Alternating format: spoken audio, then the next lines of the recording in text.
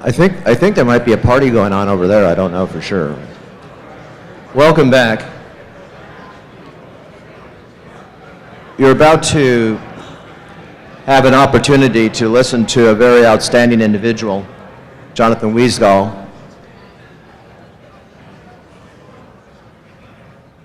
Jonathan is the Vice President of Legislative Regulatory Affairs for Berkshire Hathaway Energy Company, a subsidiary of Berkshire Hathaway. He's the Vice President of Berkshire. He actually was involved with Cal Energy early on. He was Vice President of Legislative and Regulatory Affairs. He's a really interesting individual. If you've been to the summits before, you know what you're about to hear. It's just a total insight as to where energy is coming from, where it's going to. Interestingly enough, he's an adjunct professor of law at Georgetown University Law Center. He's taught seminars on energy issues since 1990. He's also a guest lecturer on energy issues at Stanford Law, Haverhill, and Johns Hopkins Environmental Science and Policy. He's a graduate of Columbia College and Stanford Law School. And Jonathan, come on up.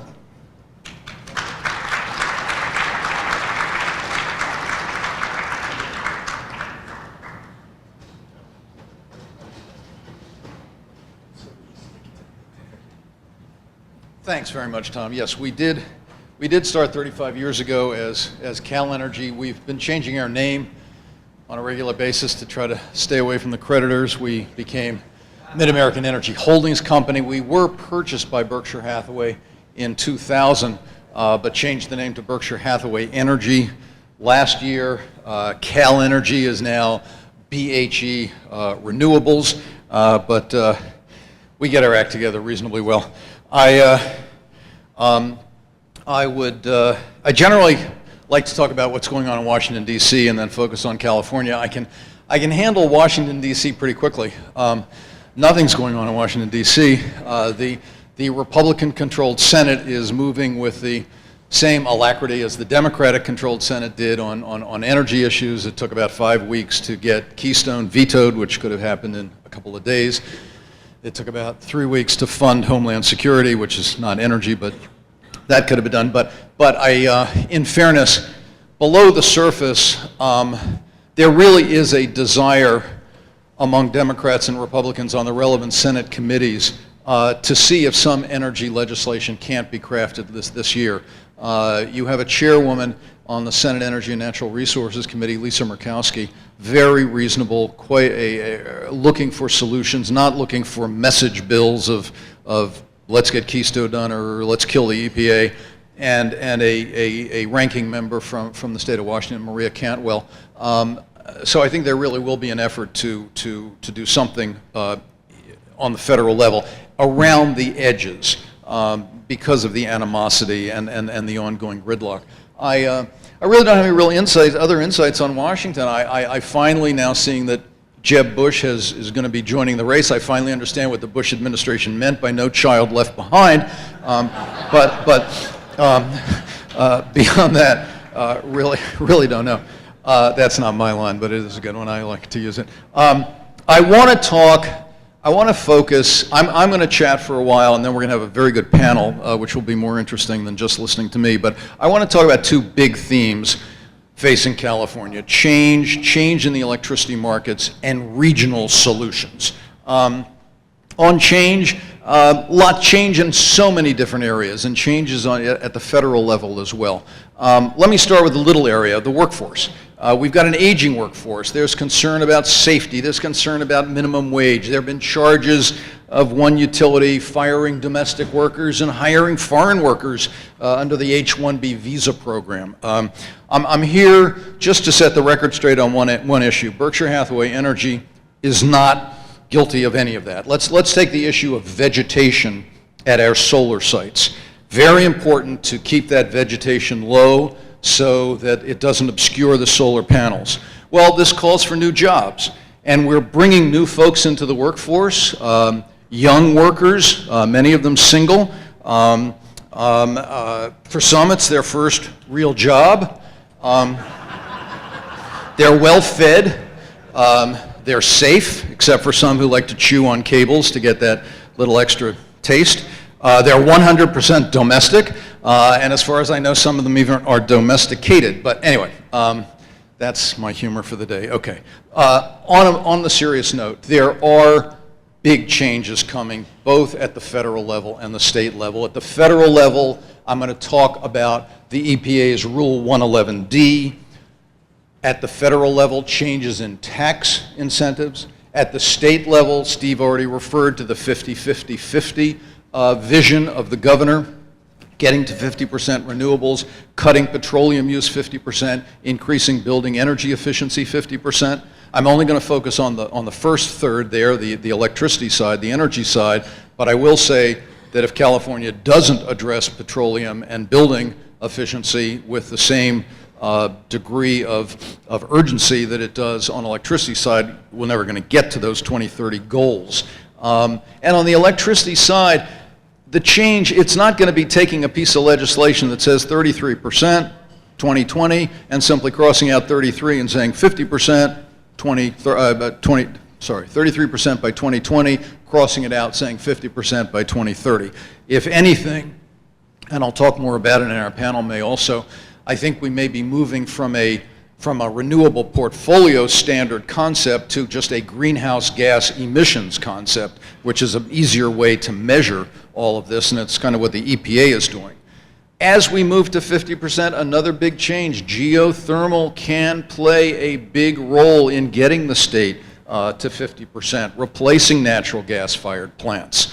Other changes, I'm going to talk about an energy imbalance market as a theme of regional solutions. It really is time. California has got to embrace renewables on a regional-wide basis. The current RPS, Renewable Portfolio Standard legislation, reserves pretty large quotas for power that can be easily transmitted into California. California now gets about 15% of its solar and nearly half its wind from outside the state. That's good news. These out-of-state renewable resources can help balance the grid. They can save California money.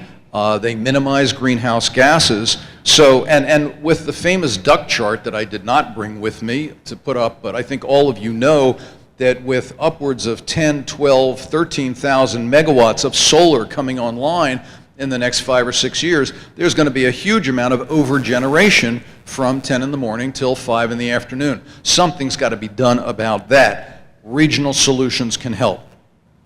As Governor Brown himself has said, California is a leader in renewable energy. I would add that part of being a leader is not going first, it's having followers. A leader with no followers is a person taking a walk. California can pursue a goal of 50% renewables without a regional approach, but it's going to take longer, it's going to be more expensive. And this overgeneration problem could really threaten politically to hurt the state. It could hurt the renewable energy industry as a whole. It could be self-defeating. So, how to deal with these problems. Let me start with, I want to talk really about two more technical issues, this energy imbalance market and 111D. So let me start with another company that we own called Mid-American Energy in Iowa. We've been doing wind since 2004. We've got well over 3,000 megawatts of wind today. We actually will have enough wind so that by next year it will represent almost half the needs of our retail customers. We've got a total of about 4,400 megawatts of wind as a company, which is not far behind the entire state of California. Iowa gets 27% of its electricity from wind today.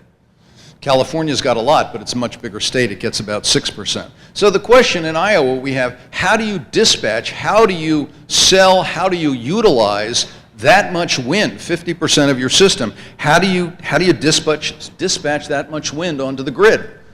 Answer, find a large grid. And that's what we did.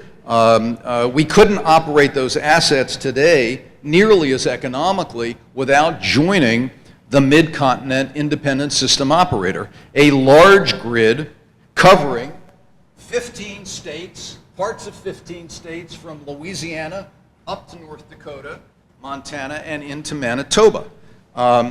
It reduces our balancing costs dramatically. We learned firsthand that being part of a large grid like that helps better manage the variability of wind, reduces the overall capacity needs, and it results, it's just a more economic placement of the wind, and we've seen lower prices for customers. So let's go west. We also own a utility called Pacific Corp, which has customers in parts of 6 western states: California, Oregon, Washington, Utah, Idaho, and Wyoming. Not that many in California, only about 44,000 in the northern part of the state. But we've got about 3,000 megawatts of renewables, including hydro. So again, how do we optimize those assets? Do we join a big grid where someone will need those renewables at any time? Hard to do, because when you go west of the Colorado, yes, you see the Cal ISO as a pretty big balancing authority, but the West has 38 separate grids. Compare that to the rest of the country. PJM, Southwest Power Pool, and MISO. The West, 38 separate balancing authorities. They operate on an hourly basis by manually dispatching resources, very little situational awareness of what's going on outside their balancing authorities, very costly. And as you all know, the fluctuations in renewable energy generation with wind and solar, they're difficult for grid operators to manage because of the limited pool of generation resources that each one of these smaller balancing authority has. And it requires each one of them to have higher levels of reserves to cover these unexpected changes. Now, the grid obviously responds to these changes. The lights are staying on here. They stay on there. We haven't had a big blackout for years. But there's no commercial structure. There's no organized market that can optimize this supply response. Energy transfers among these 38 are done hourly. Oh, thanks very much. Energy transfers are done hourly. It makes it difficult to match supply and demand, especially when the wind will come up quickly or go on a partly cloudy day. So what's the answer? The answer that we pursued with the Cal ISO is an energy imbalance market. We entered into an agreement several years ago. We went live just November 1 of last year, and here's what it looks like. This is the Cal ISO. These are the areas of California, Oregon, Washington, Utah, Wyoming, and Idaho that Pacific Corp serves. So we're putting together a rather large balancing authority, and here in green, another utility we own, NV Energy, will join this market come October 1 of this year. What does it do? I talked about it a little bit last year. I said it was Match.com for electrons. That's not totally inaccurate. I mean, through automatic bids or economic bids, it automatically balances supply and demand by choosing the least cost resource. And that's the key point. It leverages this geographic diversity. And this is not rocket science. If you've got a balancing authority, a grid this large, obviously, if the wind is blowing here and not here, but you can, on a 5-minute basis, take advantage of the different resources, you can better utilize these renewable resources because you've got a bigger geographic field. So it's about optimization. It's about utilizing existing resources. So it will let the grid operators fold in renewable in these real-time increments to better match these fluctuations. And rather than having fossil fuel power plants on reserve, ready to ramp up as necessary for declines in wind and solar, participants in this energy imbalance market, because we hope it's more than us and the Cal ISO, can draw on a greater number of resources from across the West. So let's go back to that example. You all know of that duck chart, of that huge amount of overgeneration that is already happening in California. Some of that solar is already has already been terminated. I mean, think of it. California, the leader in renewable energy, having to waste renewable energy that's produced, having to curtail some of that solar because there's just no place for it to go. We are, in the last couple of months, when there's been excess solar here in California, Pacific Corp on the market, it's been bid and it's been utilized in other parts of this grid. So it works. I mean, think about the three things you do as a utility. You want to supply electricity to your customers that's affordable, reliable, and sustainable. This market actually does all three. We joined it because we saw the cost savings. And in the first study that came out only about 4 weeks ago, the Cal ISO showed that at least for, I guess, the first 2 months, November, December, the savings are exactly what were predicted, about $6 million of benefits in those first 2 months. Sustainability, obviously, improved renewable integration. You're just capturing the benefits of a greater geographic footprint. You optimize your renewable energy. And reliability, much better visibility. We don't monetize this, but it's been a side benefit of being able to look into each other's systems better and providing certainly better responsiveness to grid conditions across the West. And the beauty of this energy imbalance market, no federal legislation, no state legislation. Yes, it had to be studied, and a lot of people put a lot of time into it, but it involved filing at the Federal Energy Regulatory Commission for a tariff. I'm biased, but I do think the energy imbalance market can be a huge tool to transform Western energy markets and renewable markets. And it doesn't involve even building more renewable resources. It optimizes what's there. So it's good news for customers, it's good news for renewables, and it's certainly good news for the oversupply challenges. Now, just last week, another utility, Puget Sound Energy, announced that they will be joining. And that's kind of big because Puget Sound Energy is up here near Seattle. They actually don't even abut California. But for them, even through the transmission transfers, they still see enough cost savings. So what's the theme there? It's my second theme after change. Regional solutions are the way to go. Now let me pivot and talk about Rule 111D. It's an EPA rule, equally wonkish but important. And I'm going to tie it back to energy imbalance market.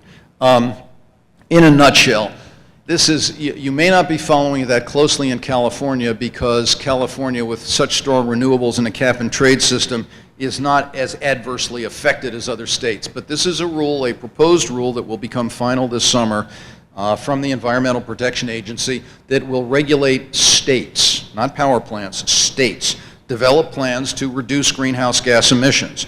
Across the board, about a 30% cut in carbon emissions from existing U.S. power plants by 2030, 30% below 2005 levels. Now that's a huge challenge. It's one thing to put in standards for new power plants. These are standards for existing fossil fuel plants.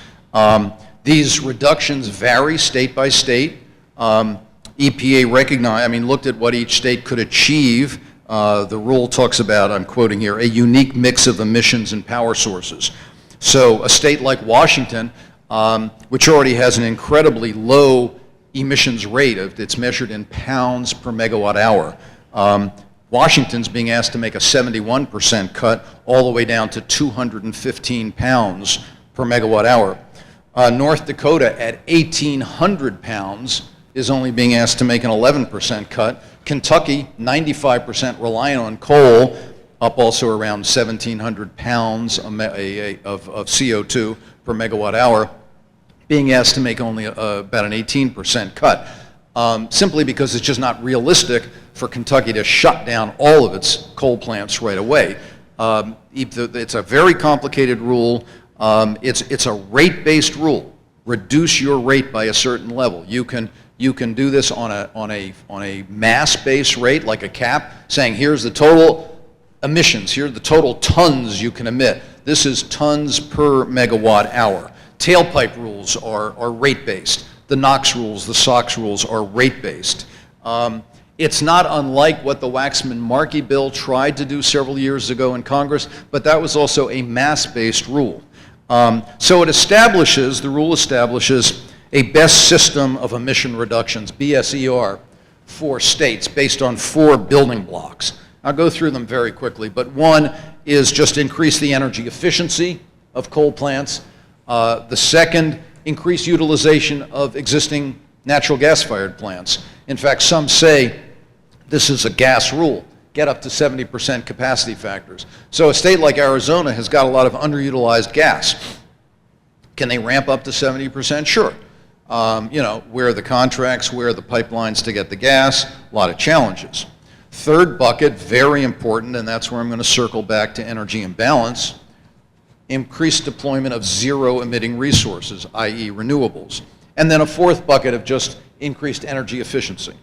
And the rule, it's a very ambitious rule. It's going to be challenged. It's already being challenged in the courts. The Supreme Court will finally have to make a decision at some point. But it is designed also to give maximum flexibility to the states. So it says, look, use these 4 buckets if you've got other ideas, fuel switching, for example, or overachieve in one bucket, like do more renewables, but you can't achieve an overall, let's say, 6% improvement in existing coal plants. All of it's designed to give great flexibility to states.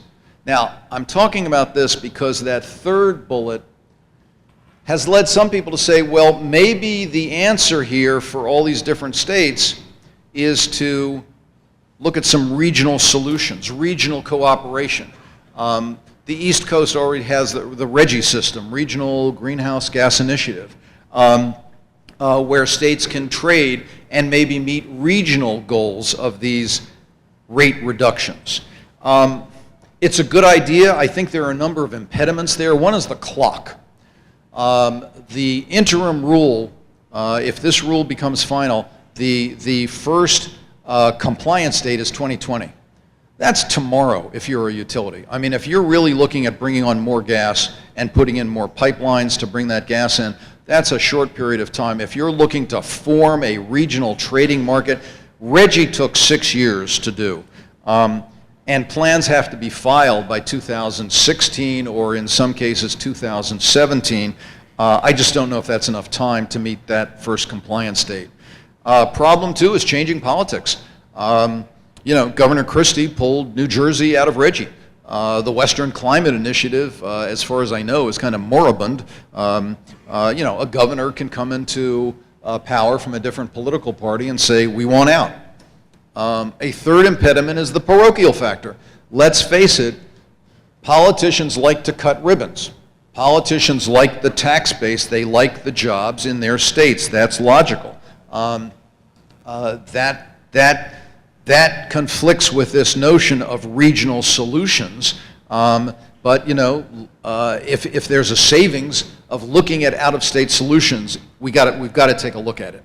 And the fourth problem is just the relative position of a state. I mean, we're in Iowa where our utility will have no problem meeting these standards because of such a high level of renewables that we have. We have other states kind of knocking on Iowa's door, like Missouri and Nebraska, saying, hey, you want to do a little regional deal here? You have to, the state of Iowa, not our utility, the state is saying, well, what's in it for us? I mean, why should we help out a state that's going to have a difficult compliance role?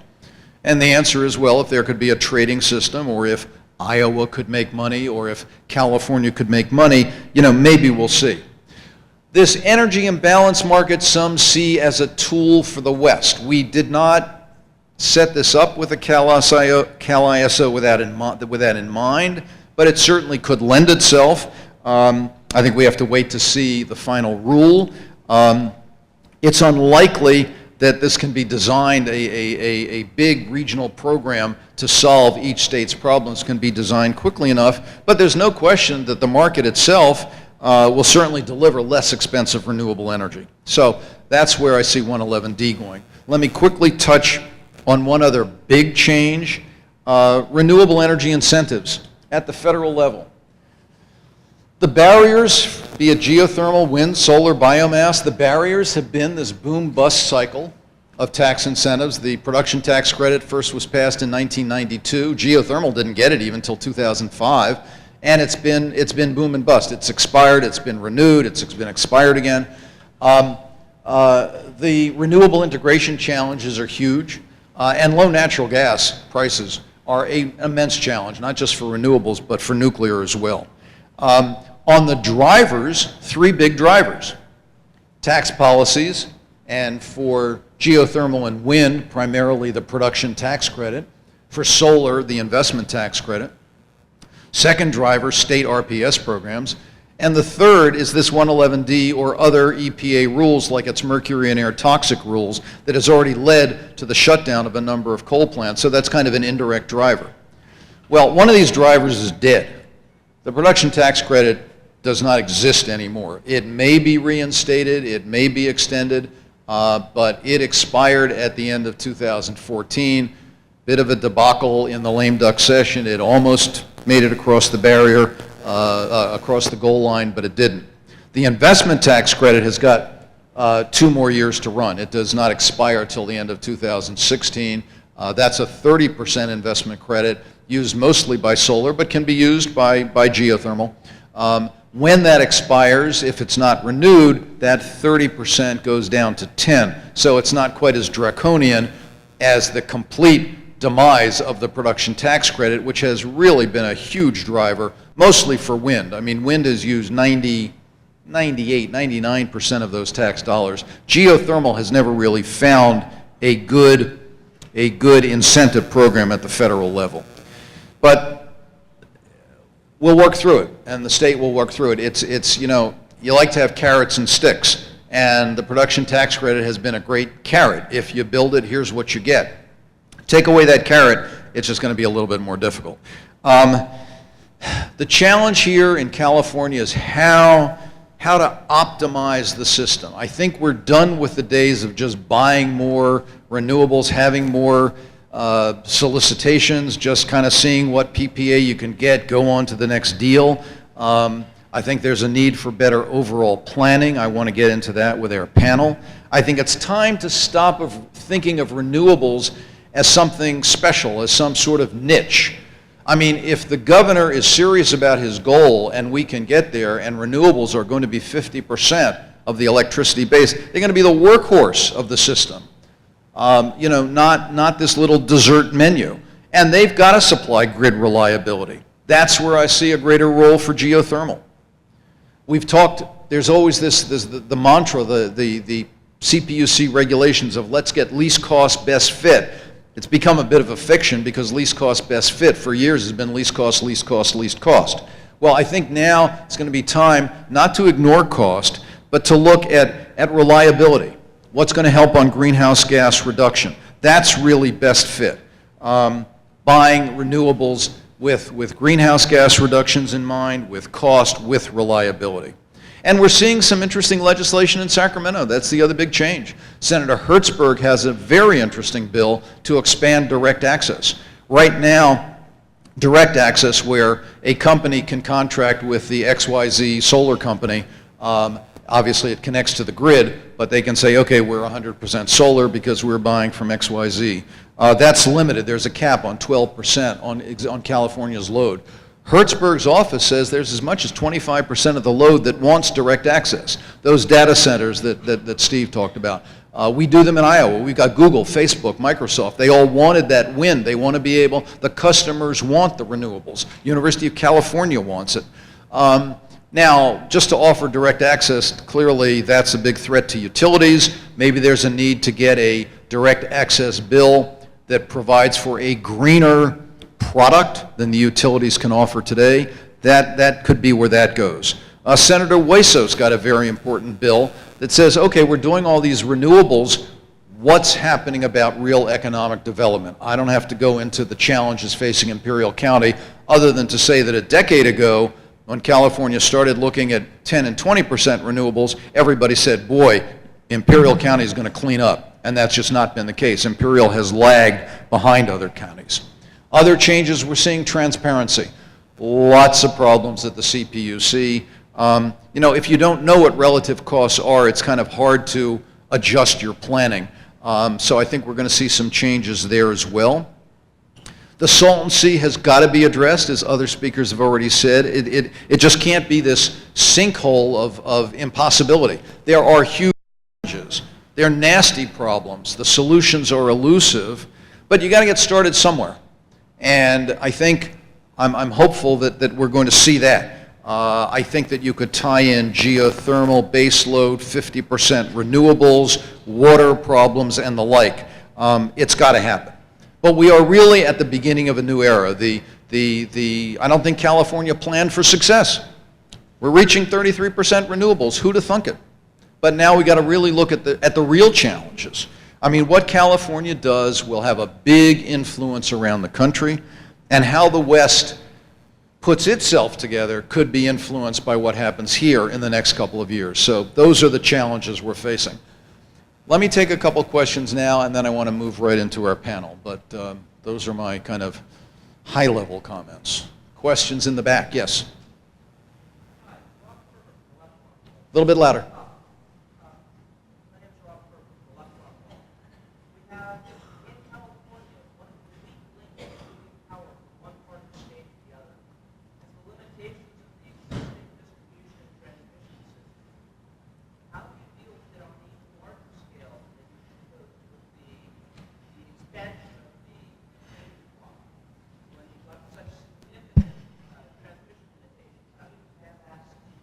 Yeah, the question being how do we deal with the huge transmission problems that exist?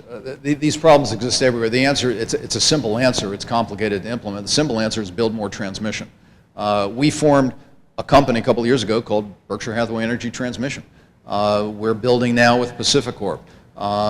The Cal ISO in its planning has now approved has approved the Delaney to Colorado River project. There's got to be more transmission. We're looking at doing more transmission just to get into California with renewables to expand this energy imbalance market. So folks we're either going to have regulators say build this, because the Cal ISO will be taking bids for projects that it approves, and ratepayers will pay for that. We're seeing merchant transmission in other parts of the country. We may see some of that in California to deal with some of those bottlenecks and overcome the problems. You can't, there are folks who say you can't build enough transmission, and I know that is completely counterintuitive to microgrids and distributed generation that I didn't address here, but ultimately you can't love renewables and hate transmission. So if you're going to go to 50% renewables, there's going to be a need for more robust transmission. So it's got to be done. And yes, it's been a big challenge. I think the Cal ISO is doing a good job of addressing it. We'll hear from one of its Board of Governor members on the panel, and maybe revisit the question. Other questions? Ooh, great. Yes.